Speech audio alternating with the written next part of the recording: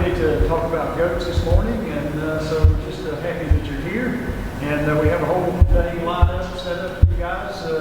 Those who want to trudge right in with us all day long, we're here all day talking about goats. I'd say on behalf of me, Stone Mountain Kikos and Ambrose Creek Kikos and Rolling Hills Farm, we welcome you to the North Carolina Meat Goat Conference. And so this morning we're going to be talking about Johne's disease. But my name is Fred Brown. I'm a veterinarian in North Carolina. I've been a veterinarian for 30 years. I also raise Kiko goats. And so I try to stay up to date in my day-to-day practice. Don't throw things at me. I mostly do dogs and cats now, so don't throw things at me. But I do try to stay current on goat herd health because I'm pretty passionate about it, and with my own herd, and I enjoy educating folks. So outside of my practice, I try to, I've been doing these seminars now for several years. I never thought I'd be doing this because I'm kind of an introvert. I'm not a very good speaker, but I enjoy the interaction with the people. So you'll just have to bear with me, okay? All right. So our first topic this morning is Johne's disease, and I'll tell you right up front that I don't have all the answers to about Johne's disease. What I want to present to you today is some of the factual stuff that we do know, and some maybe that's a little gray. I want you to be thinking about Johne's disease. Are all of you going to encounter Johne's disease with your goats or in your lifetime? Maybe, maybe not. But it's not something I think we can just stick our heads in the sand and say, oh, it's something that occurs occasionally. We don't want to be concerned about it. So that's why, if you've seen some of the other conferences around that I've been to, I've been speaking about Johne's disease. I'm not a Johne's expert, I will tell you that. But I think I can share some important points with you that can get you thinking about Johne's disease. So, Johne's, other than being kind of spelled funny and everybody wonders how to pronounce it, what's the background history on it? First recognized really in the dairy cattle industry, and became very widespread due to feeding of the pooled colostrum to the calves. If you're familiar with the dairy cattle industry, when the calves are born, pretty soon after birth, they're taken away from their mothers because their mothers go into the milk line. Well, common practice is you can't put the colostrum, the first milk, into the milk tank. So basically, the dairy farmers would pool their colostrum together and just go out and feed all the baby calves. So what happened was, because of the nature of how Johne's can get spread through the milk, so they unintentionally were infecting a lot of their future herd replacements, the heifers that they were keeping back. So that's how it got so widespread in the dairy cattle industry. So I think it's important that we kind of know that as a background. Used to think, well, hey, it doesn't occur in beef cattle. Well, lo and behold, started being diagnosed on the slaughter floor of beef cattle that were going through. They said, we're seeing Johne's in some of our beef cattle. Next, we started to see it in dairy goats, and then now we are seeing it some in meat goat herds. Who gets Johne's? Basically, any ruminant can get Johne's. That's what this little picture is to depict. And believe it or not, how common is it? Well, it says every country that's actually tested some of their ruminants in the world, Johne's is a present disease that we have to be concerned about.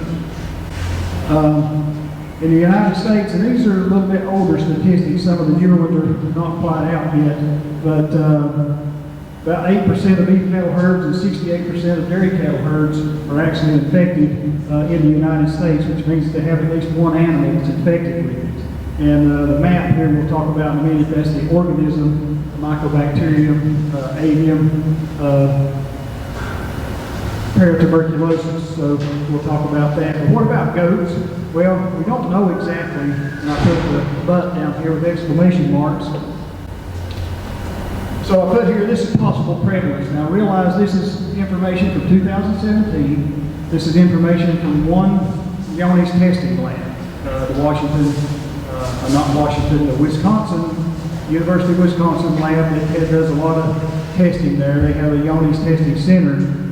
And so this was some of the statistics. So if they were doing tests that were coming in, that were sent in by producers or veterinarians, fecal samples were positive, 10% were positive on the samples that were sent in. That was on the fecal sample test. And the antibody, which is the blood or milk test, about 5%.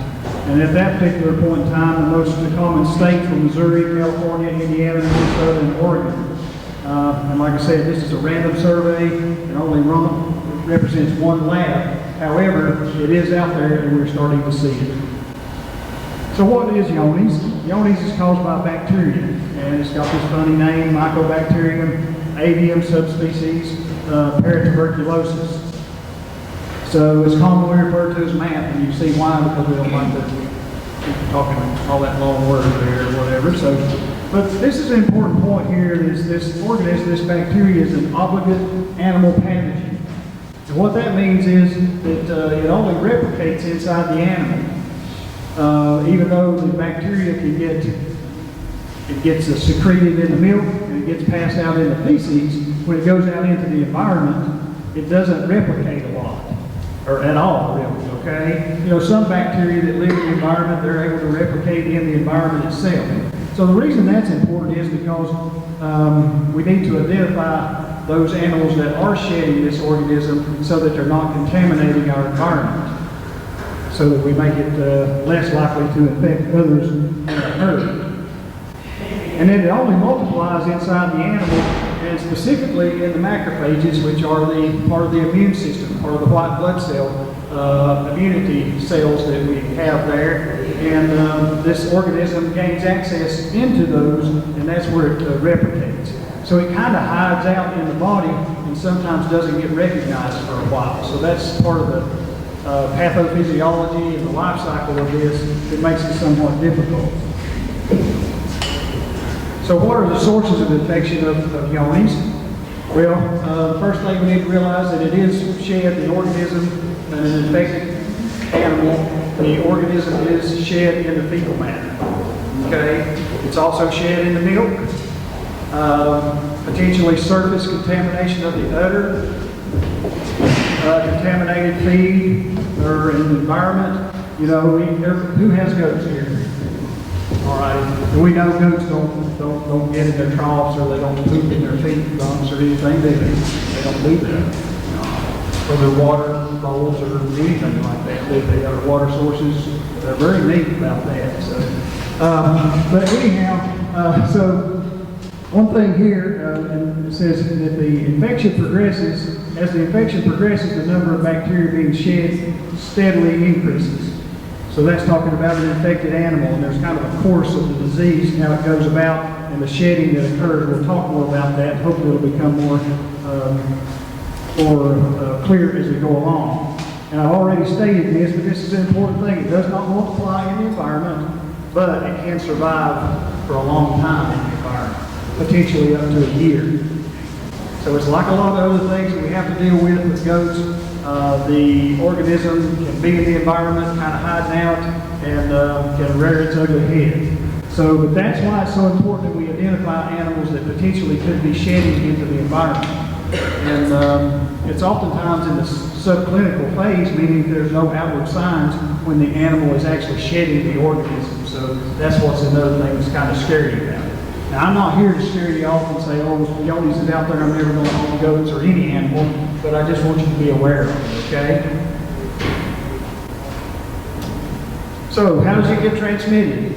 Well, this is, I should put a star here. Kids, by far and away, are the most susceptible at the young age to being infected with this organism. Probably 80 to 90% of the animals that get infected are infected basically close around birth. There are, you can't say that it doesn't get spread from adult to adult, but that really doesn't seem to start taking place really until you really get a high concentration in the herd, meaning that a lot of animals are infected and you really got a lot of the bacteria present in the environment. So milk, colostrum of infected does. So you've got an infected doe, and like I said, you'll keep hearing me say this, she may be having absolutely no outward symptoms, but she can be infected and she can be shedding the organism her colostrum, in her milk to those babies, and that's the most common way that they get infected. There are some estimates, I put guesstimate here, that possibly 15 to 40% of kids can be infected in utero, meaning that they're infected when they're born from their mother. Doesn't seem to be through breeding or respiratory routes, but I did put a star here that why it's so important to identify the infected animals. Because if we've got an infected animal and it gets spread on down the line, see, the worst case scenario is you have a herd, you start, and you have an infected animal that you don't know about, and the symptoms can take anywhere from 2 to 5 years maybe for the animal to actually start showing symptoms. So you kept all these herd replacements back that are infected, and then all of a sudden one day you get an animal that's test positive, and then you start looking, and oh no, we've got a whole lot of animals in our herd because we continually kept back and we didn't test. We have a lot of animals in our herd that are infected and we don't know it. So here's the other not so good news. The incubation period for the onset of disease, 2 to 5 years or longer, as I already said.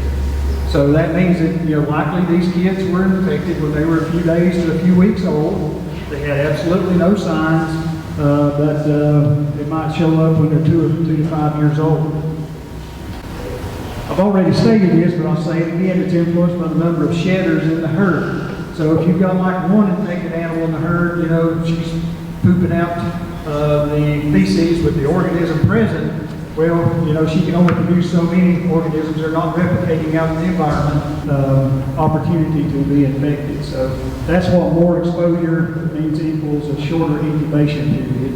And everybody likes poop pictures, so, and we got the good pellets out there. So what does it cause? What's the pathology of it?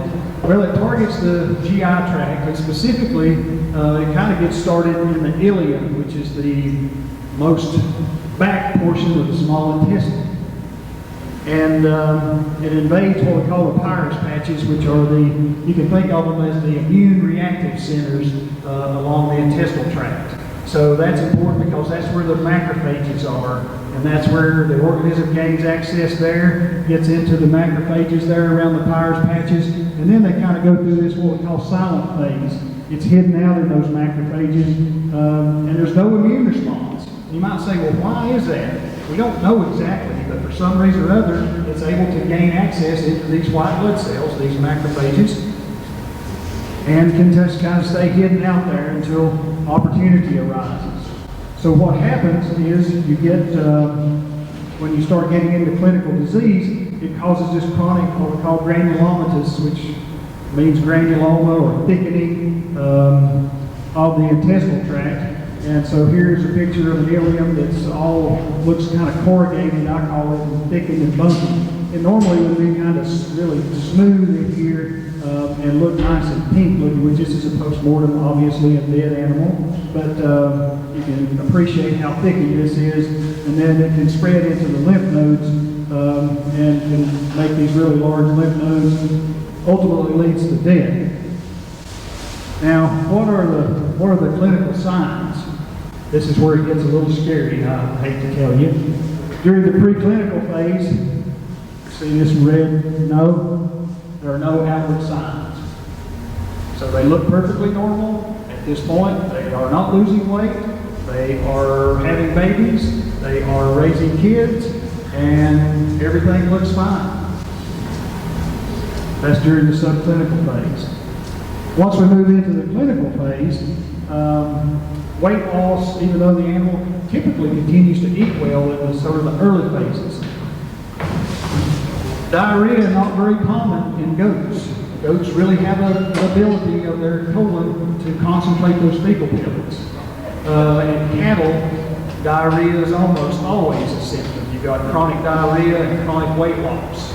But in goats, they still typically will have good formed fecal matter. So here it says clinical signs will only be present in goats that are at least 2 years old. So you can have them, remember they probably got infected as a kid, but here they are 2 years old now, and and this might be your first time we start to show signs. So we're going to do a little quiz. Everybody wake up now. We need to turn the lights on, get your paper out. We're ready for a quiz, okay? So I need you to help me with diagnosis on this goat right here.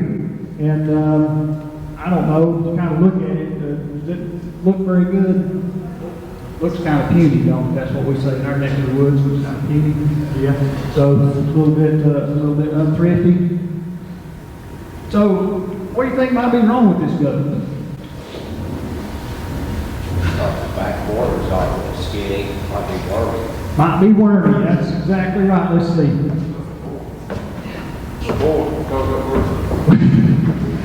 Boar got worms. Well, I didn't try to discriminate. This is just one of the best pictures I can find. Okay, I'm not discriminating. Okay. Internal parasites. Yep, sure could be. Chronic parasitism. Got this goat pulled down, looking kind of skinny looking. May or may not have diarrhea. What else? Think anything else might be affecting this goat? Feed. The feed. Feed. Yep, nutrition. Nutrition could be bad. That maybe comes a little later. Yep, nutrition could be bad. I've got chronic respiratory disease. Maybe one that had pneumonia, recovered from it, or sort of recovered from it. It's got damage to the lungs. Still living, but not thriving. Uh-oh, what about CL? I don't see any lumps or bumps on this side of the goat, but you know, we could potentially have what we call internal CL that could be potentially causing problems. Cancer. Hey, it might be an old goat. Maybe it's got some kind of intestinal cancer or something like that that's going on. There we go, nutrition. Uh-oh, Johne's disease, obviously, because we're talking about that, right? I just wanted you to see that. So another scenario is, has anybody ever had a goat that had burned and just seemed like it was not doing well? Matcha score may or may not have been very good, may or may not have diarrhea, and you think, well man, I need to deworm this goat.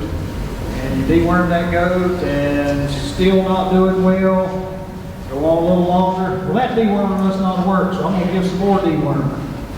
And maybe you deworm again and you think, gosh, it's got to be worms, and then it dies and then you bury it. You ever had one of those? Well, I hope you haven't, but if you've been in goats long enough, you probably have had one like that. And so,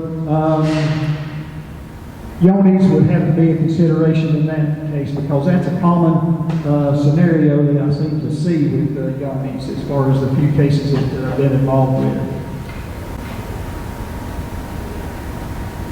So the take-home message is there's a lot of different things that could be going on there with that. So let's talk a little bit about diagnosis. How in the world can we diagnose this disease? It's staying there for a long time. We don't have any symptoms or anything. So as we go along, I hope I'm going to help you to see some things that could help you along in your herd. So there's a blood test available, and as it says here, it does not test directly for the organism. MAP, remember, Mycobacterium, avium, paratuberculosis. Doesn't test specifically, but it tests for the immune response that the animal has, an antibody test. So in today's world, everybody's heard about tests for antibodies and all that kind of stuff. So that's what this does. So antibodies are produced if an animal's been exposed to certain organisms. Antibodies are produced by the animal. So we use that as a test. So it's the quickest test and the most inexpensive test. And it's often used as a herd screening test. And it can be used on milk samples also. So blood or milk can be used for this particular test. And so it's usually as simple as drawing some blood, sending it off to the lab, and getting a positive or a negative test back. In days past, used to use fecal culture. That was kind of the gold standard test that was used. And what you did was collect species from an animal suspected, send it to the lab, and they tried to culture and grow this organism. This organism is very slow to grow even on cultured media. So it could take like maybe even up to 4 months to get a diagnosis. And it's fairly expensive. It's only valid if there are live organisms there. in the feces, because obviously they're going to be trying to grow this, multiply these organisms out on this culture. And remember, I said it don't really multiply, it doesn't multiply out in the environment. So that's one of the things that makes it difficult to culture here too, even under lab conditions. But you can identify goats that are shedding, and it's not a common test that we use much anymore. The next test we'll talk about is the PCR test, polymerase chain reaction. And what it does, it looks for DNA of the bacteria there. It doesn't even have to be a live bacteria, just some portions off of that bacteria. And it's relatively quick. It's much more sensitive than the fecal culture. It does identify animals that are shedding the organism, and it can be performed on pooled samples. So the reason that's important, not every lab does this. I spoke to the Washington State lab, and they do not do pooled samples, but the University of Wisconsin Johne's Testing Center does do pooled samples. So the reason this could be important, if you have a lot of goats, what you would do is you would group them from the oldest to the youngest and make you a chart.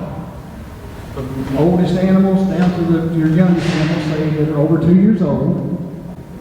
And so you collect a fecal sample from 5 animals and put it into the same container, and you send it off to the lab to be tested. I think the raw cost is about $35 or $40, but probably more than that, depending on how you get it done through a veterinarian or whatever.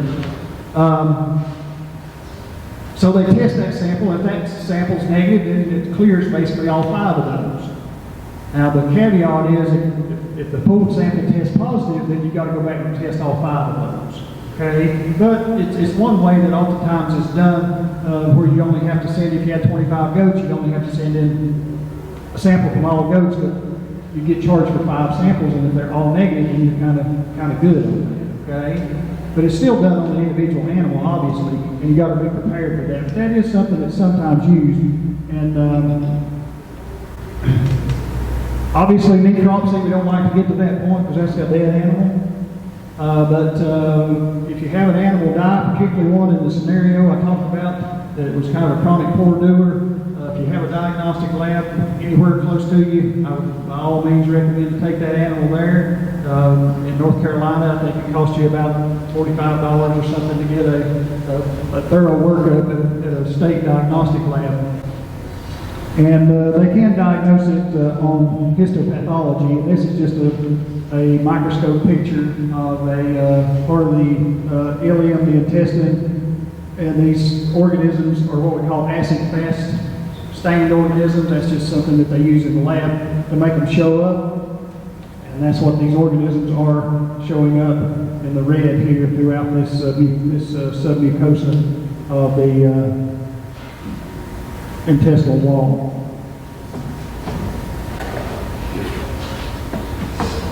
All right, so diagnostic test in young goats.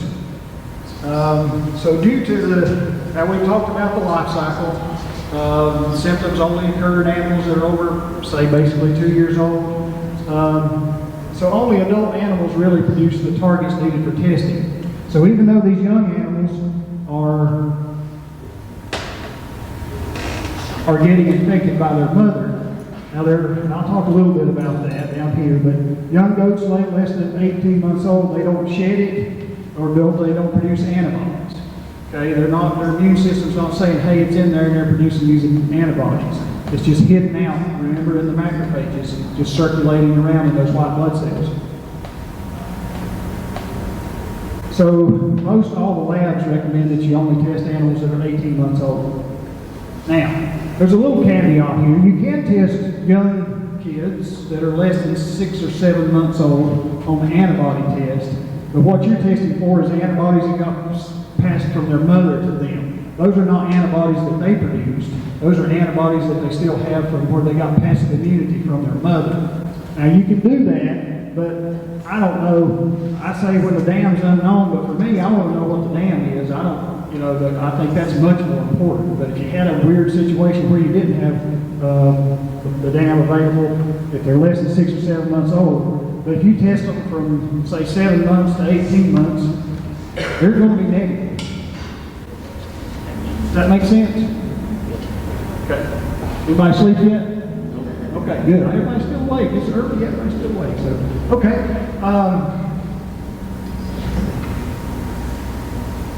And just what I just said, the University of Wisconsin recommends testing on these hormone goats at least 18 months old. All right.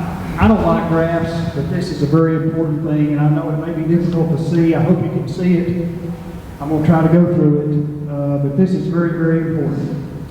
This is research done at the Washington Diagnostic Lab by Dr. Everman, who is now retired, and I hate to hear that because he was such a wealth of information. You could call him, he would still talk to you, kind of old school, and he would talk to you on the phone, and he would really give you, he would just, and I'll tell you, I sent this presentation to him to critique before I ever gave it the first time. All right, so, okay. So on this line here, we have the antibody, okay, that's produced by the animal. Above this level would be a positive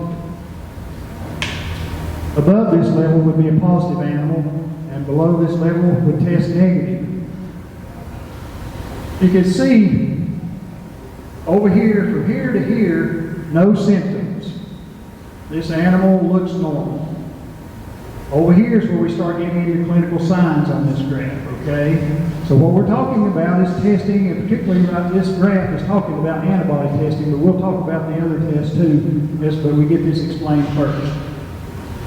So if this animal is infected, you can see, we talk about sensitivity, there's a cyclic nature whether or not this animal tests positive or not. That's the other kind of caveat here.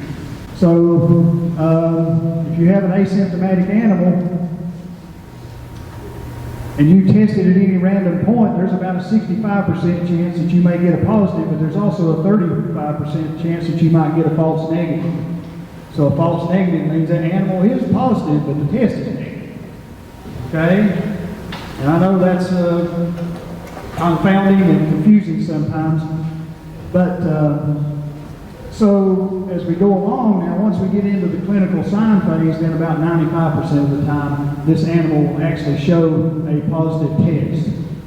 The only time that falls off is when the animal gets basically dead and it's so weak and thin that it's not even producing anything. It might be a false negative at that point, okay? But there's been ample opportunity to test that animal, I guarantee you that. It just got tested. So, why is this important? The reason this is important, when would be the best time to test your doe herd? Most stress. Pregnancy, kitty. Late gestation, lactation. She's under her most stressed time. I did not know this information until I got in conference with Dr. Everman. I thought you could just test any time and that would be all be good. But he says that if you really want to know the status of your herd, because of the nuances in testing, the best time to test your doe herd is when those does are under the most stress.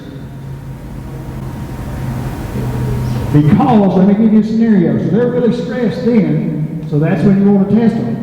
But for some reason or other, some other times of the year when everything life's good and everything's hunky-dory and say it's pre-breeding, they've been through nice spring, summer grasses and everything, and it's like pre-breeding, you think, oh, I want to test everybody pre-breeding. Probably a good time to test, but it might not be the best time to test to get valid results. Because that is very likely the time frame when they're in this period here when you get a false negative. So that's a real take-home message, I think, for people to realize is that timing of testing. And I asked Dr. Everman, I said, I see your research is talking about the antibody test here. So I said, what about the PCR fecal test? He said, regardless of which test that you use, this still holds true. Okay? So this is another reason why annual testing is very important. Testing every year so that you increase your odds that you're not missing an animal that could be infected, that could be spreading it in your environment. Does this make sense at all? Shake your head, or is it totally confusing? Clear as mud? All right, I see a lot of people shaking their heads up and down. They're not just trying to make me feel good. I think, so I just want to make sure that you understand this. It's got a lot going on here.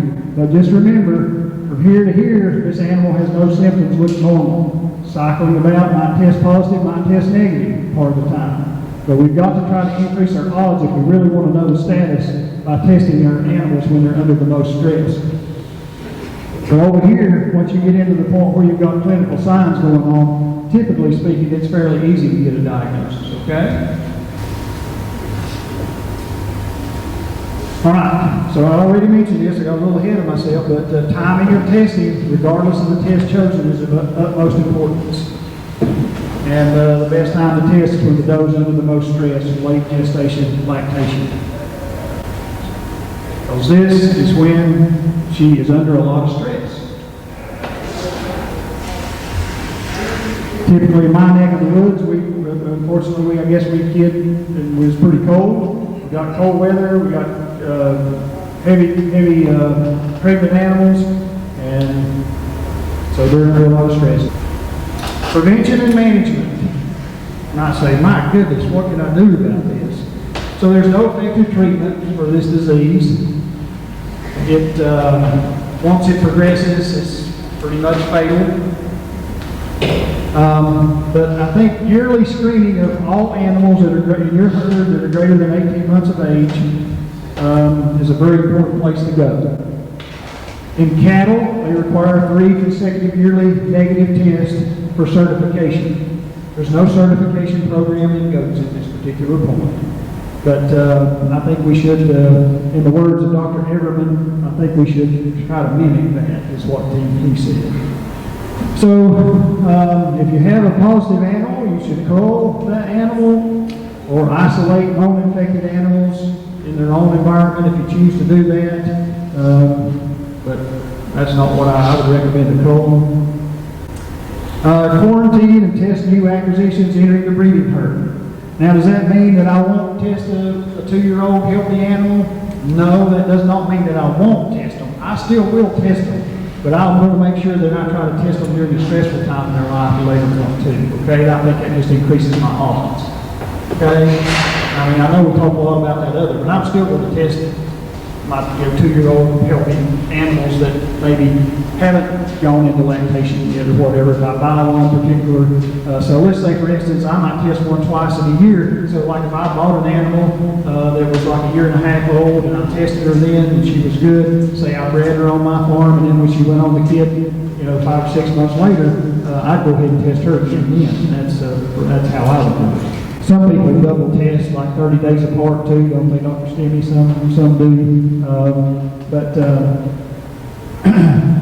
So, and I put this in here, might be some dairy goat folks here, I don't know, but heat treatment of colostrum will inactivate and not too practical for some meat goat breeders, I mean the dairy goat people have a lot more control over that than we do. All right, key points. Testing is the only way to detect animals that are infected during the subclinical phase. And remember, that subclinical phase can be many years.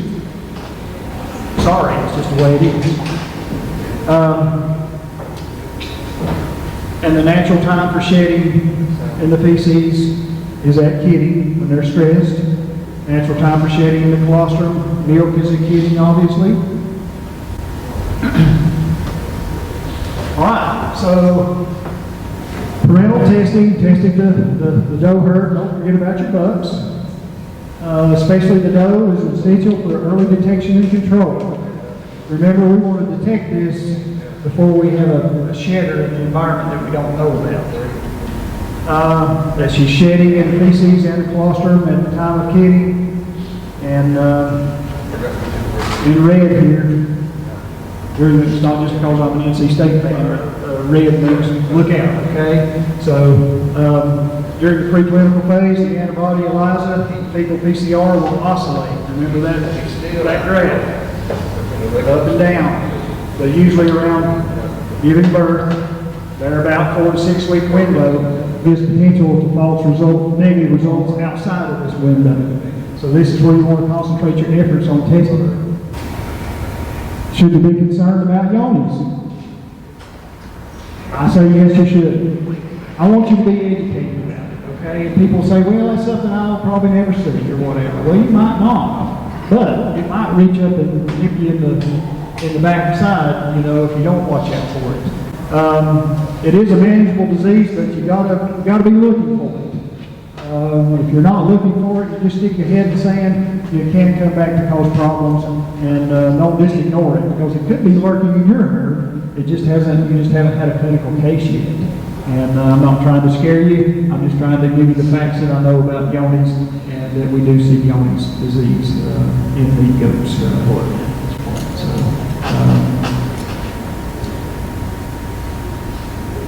a couple of resources. Of course, the Washington State Diagnostic Lab's excellent. Johne's.org, they have a wealth of information on there too. You go to Johne's, and that's out of the University of Wisconsin. They have tabs, you can choose which species you want to look about. They even have scenarios in there about what's happened in some of those real scary scenarios where the whole herd ends up being infected because they had bought 2 or 3 goats and they always kept the females back, and all of a sudden they started having problems, and lo and behold find out that the entire herd was basically infected. So they have a lot of information on there, and give you a minute to write those down for those of you who want to. And so kind of short and sweet on, or maybe short and sour on Johne's disease, but I hope you were able to see that one, it is an obligate animal parasite or bacteria. That means it only replicates inside the animal, but it can live out in the environment for maybe up to a year. Number 2, that there's a long subclinical phase before the animal ever shows any symptoms. But the problem is, during that phase, the animal can be shedding that organism into the environment. Number 3 is the test that we use, and whether you use the fecal PCR test, and there's a lot of debate, and we can get into the weeds, I guess you'd say, when we start going to the debate whether to do the PCR test or the blood test. But the blood test is a really good screening test, I think, or milk. And remember that timing of the testing seems to be important based on Dr. Everman's research. So if we want to increase our odds that we are truly getting positive or negative tests, the time of testing is when? During stress. And when is that for most dogs? The kitty, right? Okay. And realizing that probably greater than 80 or 90% of animals that are positive got infected when they were just a kid from their mother. So, you know, if I run into an animal that tests positive, I want to know who her mother was, if I can find her. Or if I can alert her owner or my owner or whatever, or the owner. I want to be sure to try to find out where that mother is what I want to be finding out there. So that's not to say that what we call, you know, transmission from adult to adult cannot occur, but it's by far and away the most common way to get infected is to kitty. So I'll be happy to entertain any questions. So I know they can get it from the mother. What other source can it be done? Okay, says he knows he can get it from the mother. What other sources can they get it from?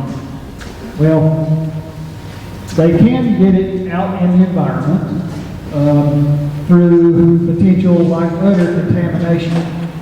You know, like you could have a shedder that's pooping over here, and then another mother potentially laying around over there and getting the organism on around her udder. It could potentially get spread that way. But you got to realize that, and I'm not sure, I don't know the answer to this question, but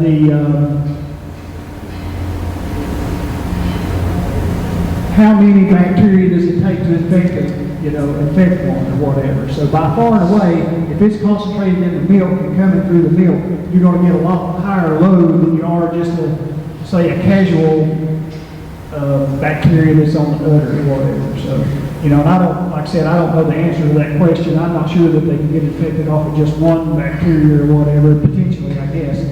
but I think it takes a higher load to get it. So, but it can be around in the environment, you know, because it does get shed in the feces as well as the milk.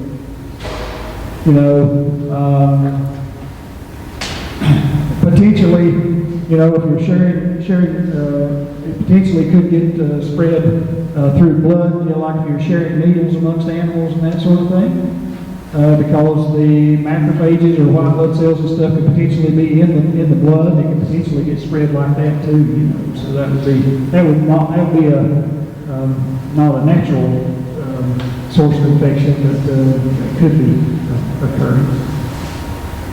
Yes. So if you found that you had a positive and you called the positive ones, and then with the rest of your herd, you tested them and they came back negative. And then you would test again in a year or 6 months, or what would you? Yeah. Would you test in 6 months, or? Yeah, if you start seeing some occur in the herd, I think that's what you're asking, and then so you cull them. So I want to stay on surveillance, and I really want to target. I think you could test. It would probably be a good idea to test every 6 months, or maybe that first time. But making sure that one of those tests is during that stressful time if it's appropriate for that animal. Okay. Is that? Well, yeah, because I mean, you got to know. I mean, you're saying you're not seeing any symptoms, and you test and you find out, oh my gosh, I've got one that's got it, Right.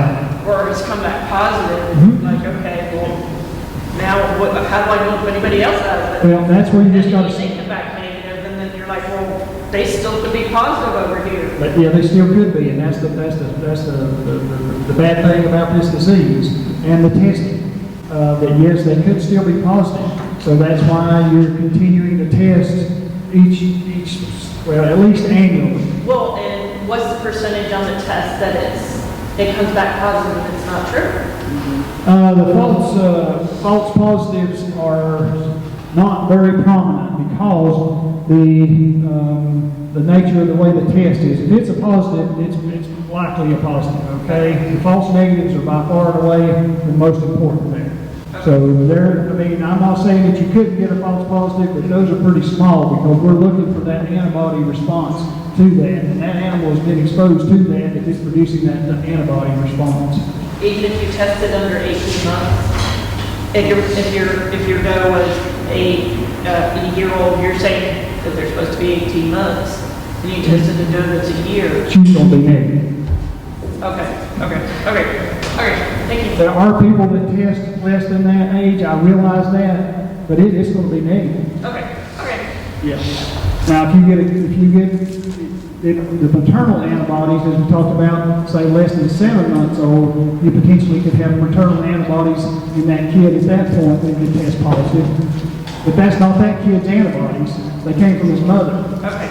Does that make sense? Yes. So yeah, you can test pretty much you can test the yearlings all you want to, they're going to be negative. But It's not very valid, it's not really valid on year-old animals. Okay, but most people test yearly for the. Most people test yearly. Okay. Unless they Now, I think there are some situations if you've tested yearly for several years, what number is that, 3, 5 years, and you haven't brought anything new into the farm, maybe you could go every other year. Okay. Thank you. There's no guidelines exactly on goats, okay? Those are just some suggestions that I think could be helpful. You know, but if you've done it consistently 3 to 5 years, you haven't added anybody off the farm, then going to every other year, I think will be fine. But if you're bringing somebody in, if you don't have a closed herd, then I think you need to continue on your annual basis. I think you had his hand up first, yes. Best stress time for bugs.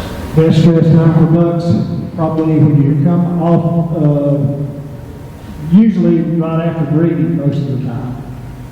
As they've gone through, the stress of breeding, depending on, if they're breeding 2 does, there's not much stress there. But, they go through the kind of rut thing, and some bucks do, some bucks don't, kind of taper off where they're breeding 2 does. You're going through the breeding season, they kind of go through that. So that's the most stressful time, really, is post-breeding, really, I think, during that time. Yeah, for bucks. Yes. Yes, so you said that if you have a closed herd, 3 years, negative, and then good. So, but that, what about the buck bringing the breeding in from however you breed it goes? So that you don't ever really have a closed herd if you're bringing in, right? Yeah, if So you're you bringing in have to bucks, test. outside bucks, then that's not considered, some people call that a semi-closed herd, but that's not a closed herd, because you're bringing in a new animal, Yeah. yes, So uh-huh. all those kids after 18 months that you kept would have to be Yes. tested. Right, yeah. And then also this doesn't, in the meat, this doesn't spread to humans that eat. Okay, that's a good question. As far as in the meat, I will have to tell you that there are some ongoing research that this organism has been identified in some humans with Crohn's disease. Oh, However, it has not been identified in all humans with Crohn's disease. Crohn's disease. So there's some ongoing research, and I don't know what the outcome is at this point, but I think it's still ongoing as to does this organism have a role in Crohn's disease in humans. And so that's about all I know to say about that. I don't know, they're not sure if it's an incidental finding in people with Crohn's disease, or if it could have some positive or be some complicating factor in Crohn's disease in humans. or just some similar antibodies. No, they have identified the organism in some people with Crohn's, and that's what stimulated the research on it. But it's not like every Crohn's patient they can find this organism. Okay, then I still have one question. Okay. So when you send in colostrum, Or milk. Just yeah, milk. so what do you just get some ready and then you do what with it right away? I mean, Well, yeah, say so- you're doing some other stuff, and then what? Well, yeah, if you're doing milk samples, then milk samples you're typically collecting, and most of the time we send them in like a blood tube or whatever people are doing. You actually put the milk in a blood tube, and then you can chill it, and then it has to go off to the lab. Yeah, you chill it, and then it goes off to the lab to be tested. Okay, Mhm. like it has like a shelf life of what? Yeah, I mean, you're going to want to send that off as soon as possible, so, I mean, it's, sometimes, even when we collect the samples as veterinarians, we don't get them sent off to the next day oftentimes or whatever, so we refrigerate and they go off, but you want them to go off as possible. You don't want them to be holding on for a week or. Okay. So you need to have that lined up where you're going, what lab you're going to use and all that stuff. Yes. So we have to check with the lab whether they'll take it from individuals or whether they require veterinary involvement, and that's all different from lab to lab. Oh, is it usually veterinary involved? Sometimes required, sometimes not. Yes. Thank you. Yes. May we come back to the graph? Okay. Yes. The top points, are those all individual tests, or is that like results of one test? Or is that, is that over, how much time does that represent? Is that Months to years. Oh, I got you. Months to years. You could look at it as an individual, or you could actually look at it as a herd, basically. But it's basically as an individual that we're looking at here. It became infected here, and then as time went along, weeks to months before clinical signs develop, then its positive or negative nature can cycle throughout that time frame. And so if you do get back to the testing, you might have a test that shows signs, and if you have a subsequent test that shows negative, you're saying if you've seen any signs, you're more than likely with it. If they have clinical signs typically of Johne's, then over here we have a 95% chance that they're going to test positive once they start developing clinical signs, okay? So if you have one that has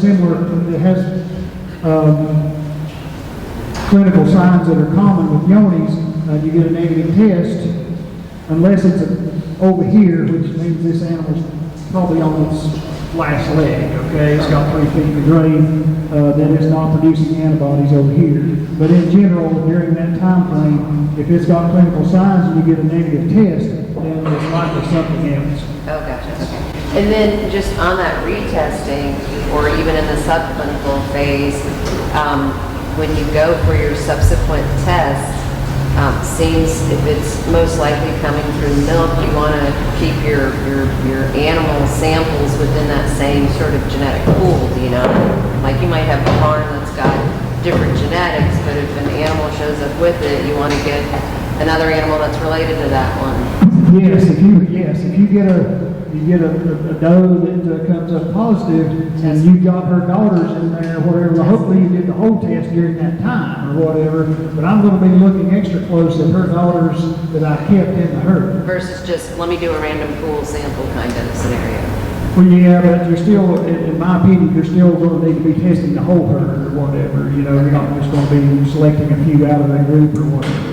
Yes, if I got a doe in there that's kind of been, I've had her for a long time, I kept a lot of replacements back, and she comes up positive, yes, I'm going to be really keeping a watch on those offspring that I've kept her. I'm sorry, it's not exact science, okay, but science is not exact either, okay? And our testing often has its caveats and ups and downs and that sort of thing. So I don't want to confuse you, I just want to educate you with what we do know about it, and I want you to think about it. Okay, I want you to know that Johne's is out there.